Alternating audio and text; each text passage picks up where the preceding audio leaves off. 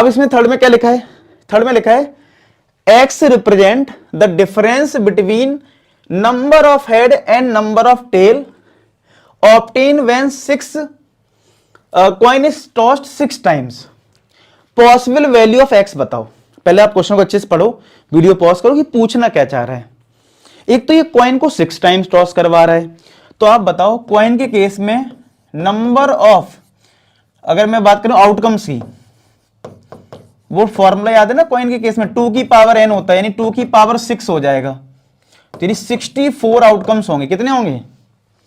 तो ऐसे केस में हम सैंपल स्पेस तो भैया लिखने वाले हैं नहीं 64 आउटकम्स के लिए, तो पक्का में कुछ डायरेक्ट लिखना है। तो हर बार ऐसा नहीं होगा कि देखो कभी कभी सैंपल स्पेस हम लिख लेंगे, जैसे मैंने लास्ट क्वेश्चन में बता दिया, लेकिन हर बार आप सैंपल स्पेस थोड़ी लिख पाओगे, कभी कभी नहीं भी लिख पाओगे, तो हमें सीधा रैंडम वेरिएबल पे टारगेट करना पड़ेगा ना। तो देखो अब एक्स क्या है, एक्स रिप्रेजेंट कर रहा है difference between number of head and number of tail को, मतलब आपको एक्स दे रखा है हेड और टेल के बीच का डिफरेंस, ठीक है। अब आप सोचोगे यार 64 आउटकम तो लिख नहीं सकते हैं, तो कैसे करें फिर इस क्वेश्चन को? तो एक बताओ, जो आउटकम्स होंगे 64 उनमें क्या हो रहा होगा, या तो 6 में हेड आया होगा, या 5 में हेड आया होगा, 1 में टेल आ गया होगा। भाई 6 कॉइन को टॉस कर लो तो क्या हो रहा होगा, या तो 6 में हेड आ जाएगा, या 5 में हेड आएगा, 1 में टेल आ जाएगा, या 4 में हेड आएगा, 2 में। तो केसेस तो हमें पता है ना, और हमें निकालना क्या है, difference between head and tail. तो हमारा काम तो हो जाएगा ना। हमें सारे आउटकम्स, हमसे ये थोड़ी ना पूछ रहा है कि ये बताओ कि 2 हेड और 4 टेल के आउटकम कितने हैं, ये तो नहीं पूछ रहा ना क्वेश्चन में। हाँ, ये पूछ रहा होता तो हमें सैंपल स्पेस लिखना पड़ जाता। समझ रहे मेरी बात? ये तो ये पूछ रहा है बस हेड और टेल का डिफरेंस बताओ, इतना तो हम कॉमन सेंस से बता सकते हैं। क्यों? अगर हमने केस 1 ले लिया और जिसमें बोल दिया कि भाई हमारे केस 1 में 6 हेड है और 0 टेल है, भाई जिस केस में 6 हेड आ गए, 6 बार टॉस करा है तो टेल तो होगा नहीं ना।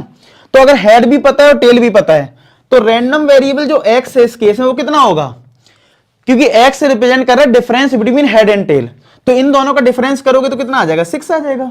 डिफरेंस मतलब सब्सट्रैक्ट कर लो। तो केस 1 हमने ये ले लिया।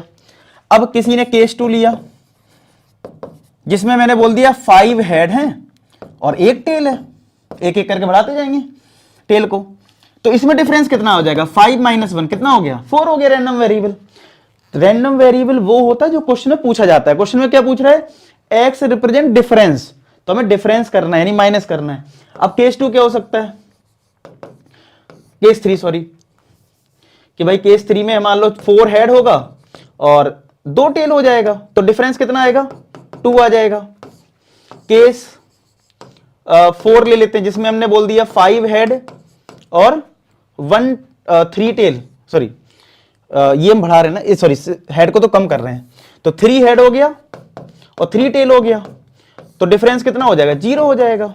फिर हमने केस 5 ले लिया जिसमें हमने बोल दिया 2 हेड हैं 4 टेल हैं, तो डिफरेंस कितना आएगा, 2 आएगा। अच्छा कुछ बच्चे चिल्लाएंगे सर 2 - 4 तो -2 होता है। देखो यहां पे डिफरेंस पूछ रहा है। जैसे मैं आपसे कहूं मेरी एज आपसे बड़ी है तो मैं ठीक है, तो डिफरेंस पूछूं तो मान लो आपकी एक एज है मेरी एक एज है, डिफरेंस आया 10, ठीक है 10 ईयर्स का डिफरेंस आ गया मान लो।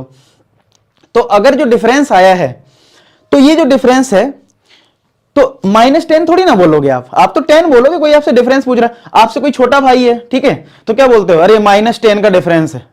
डिफरेंस ही बोलते हो ना, पॉजिटिव नंबर से बोलते हो। आप जैसे सोचो 3 लोग हैं, ठीक है, इसकी एज है 5, इसकी है 10, इसकी है 15। मैंने कहा इन दोनों का डिफरेंस बताओ, इन दोनों की एज का डिफरेंस बताओ, तो आप बोलोगे 5। इन दोनों की एज की डिफरेंस बताओ तो भी 5।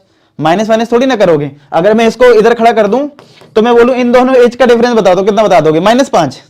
अरे डिफरेंस तो 5 ही है, ठीक है, समझ रहे हो। तो इस चीज को कई बार मैं देखता हूं माइनस लिख देते हैं। चलो केस 6 में क्या हो जाएगा, 1 हेड और 5 टेल हो जाएंगे, तो इस बार डिफरेंस हमारा कितना हो जाएगा, 4। और लास्ट केस 7 में हमने बोल दिया 0 हेड है और 6 टेल है, तो इसमें रैंडम वेरिएबल क्या हो जाएगा, 6। तो अब हम अगर फाइनल रैंडम वेरिएबल अपना लिखें तो क्या क्या आया मेरा, एक 6 आया है, एक 0 आया है, तो 0 फिर 2 आया है, 4 आया है, 6 आया, तो यही तो आंसर हो गए 0 2 4 6। ये हमारा रैंडम वेरिएबल हो गया। यानी हमें डिफरेंस जब हम 64 आउटकम्स लिखेंगे अगर, तो हमें हेड और टेल का डिफरेंस या तो 0 मिलेगा, या 2 मिलेगा, या 4 मिलेगा, या 6 मिलेगा। क्या आप समझ पा रहे हो रैंडम वेरिएबल हम कैसे लिख रहे हैं? समझ रहे हो? और हर बार हम सैंपल स्पेस लिख भी नहीं सकते हैं, तो हम कॉमन सेंस यूज कर लेते हैं। क्लियर है? समझ में आ गया? पक्का?